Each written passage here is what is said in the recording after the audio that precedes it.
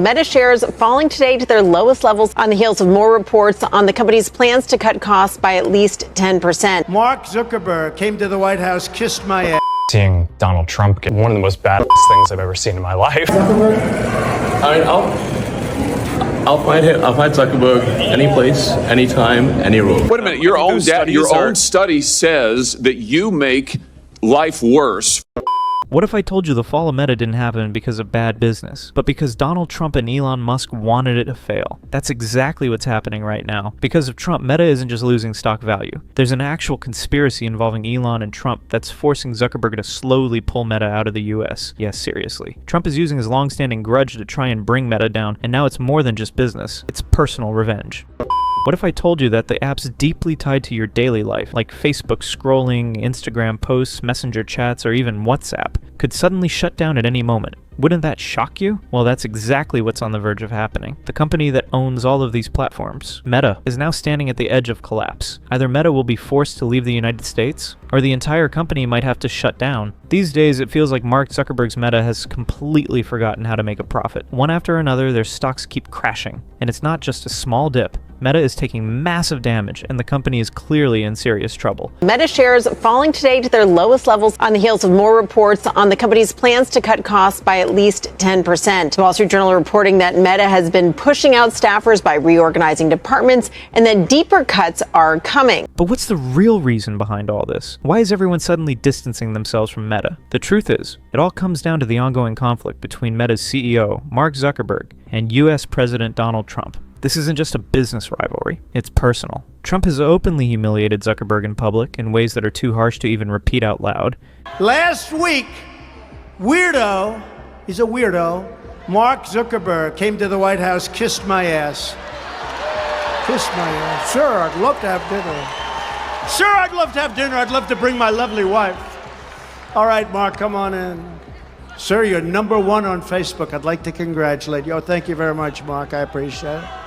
Weirdo Mark Zuckerberg confessed that in 2020, the FBI went to Facebook and the media and gave them the false narrative that the Hunter Biden laptop from hell was Russian disinformation, even though they knew that was not true. After hearing Donald Trump's harsh words, Mark Zuckerberg was reportedly shocked and deeply hurt. It affected him personally, and though he didn't respond directly, Zuckerberg did make some subtle but critical public remarks aimed at Trump. In an interview with Bloomberg, Facebook creator Mark Zuckerberg praised former President Donald Trump for his resilience in the face of the recent assassination attempt against him. I mean, seeing Donald Trump get up after getting shot in the face and pump his fist in the air with the American flag is one of the most badass things I've ever seen in my life. However, the influential billionaire stopped short of giving Trump his endorsement in the 2024 election, instead telling the outlet that he is planning on taking a step back from politics by refraining from endearing either candidate. Of course, Trump didn't take that lightly either, and this silent war between the two has only escalated since then. Trump realized that if he wanted to take down Mark Zuckerberg, he'd have to do it differently, not just through words, but through political power. So he started using Republican leaders in Congress to go after Zuckerberg. He pushed for hearings, public attacks, and even false accusations against Facebook regarding data misuse. One of the key figures involved in this was Republican Senator Josh Hawley. Hawley played a major role in aggressively targeting Zuckerberg and Meta, turning it into a political spectacle. Your platform on teenagers. Let me just read you some quotes from the Wall Street Journal's report on this. Company researchers found that Instagram is harmful. Senator, we try to understand the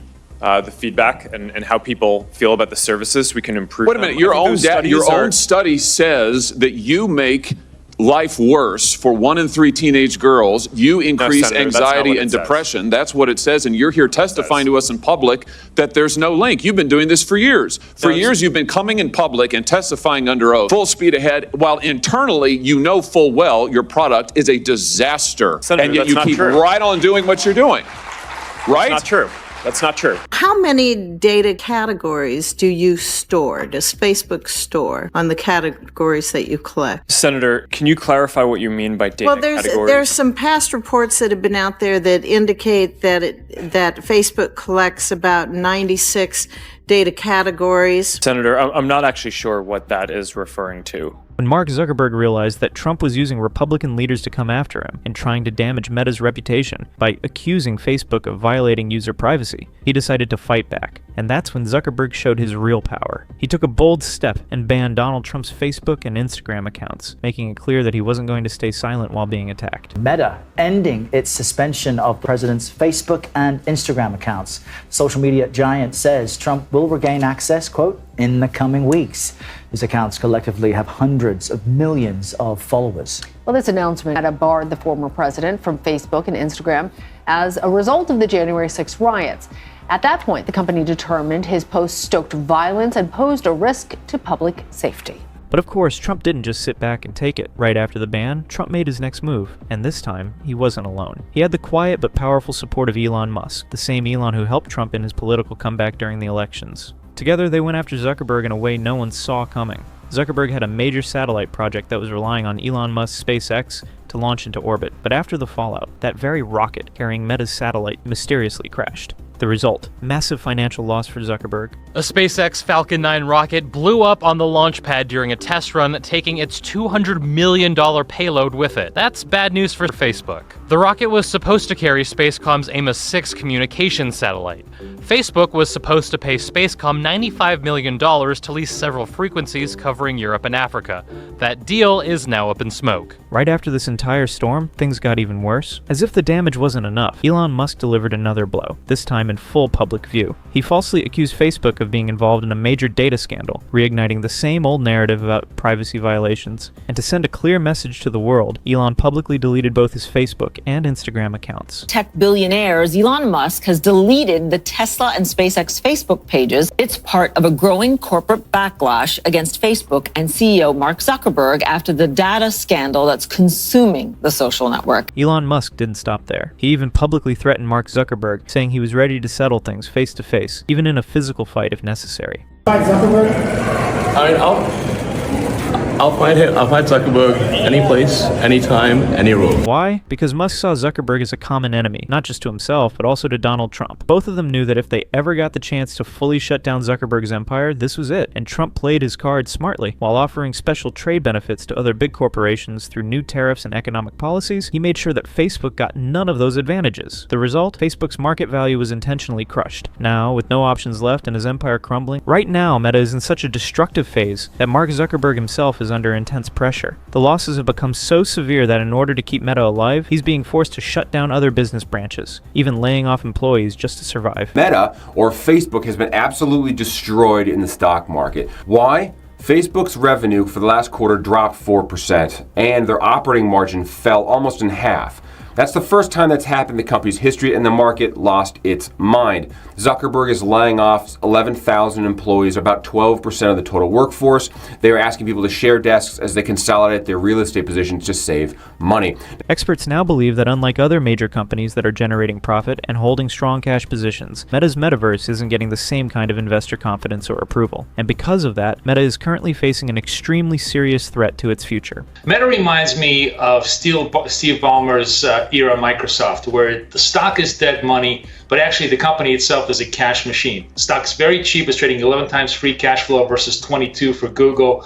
It's got $60 billion worth of cash on the balance sheet, but the market hates the whole metaverse idea. In fact, as a matter of fact, if they probably were to close Reality Labs right now. Even Mark Zuckerberg has reportedly reached out to apologize to Donald Trump. So Mark Zuckerberg called me. First of all, he called me a few times. He called me after the event and he said that was really amazing. It was very brave. And, you know, and he actually announced he's not going to support a Democrat because he can't, because he respected me for what I did that day.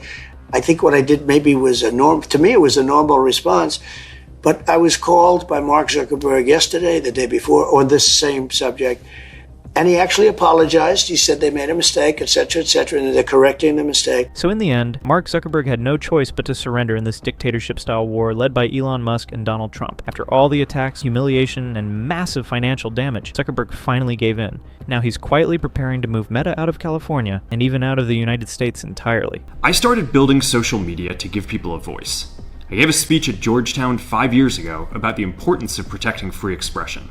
And I still believe this today. But a lot has happened over the last several years. There's been widespread debate about potential harms from online content. Governments and legacy media have pushed to censor more and more. A lot of this is clearly political. We're going to move out of California, and our US-based content review is going to be based in Texas. There's also a lot of illegal stuff that we still need to work very hard to remove. So in the USA, everything will happen the way Trump and Elon Musk say. It's clear. Even Trump is not going to do it. Musk is doing it, because the key to Elon Musk is Donald Trump. So in this war of true and false, Mark Zuckerberg lost. What do you think about that? Is it fine that Zuckerberg should be out of the USA? Or do you support the Donald Trump and Musk team? Let me know.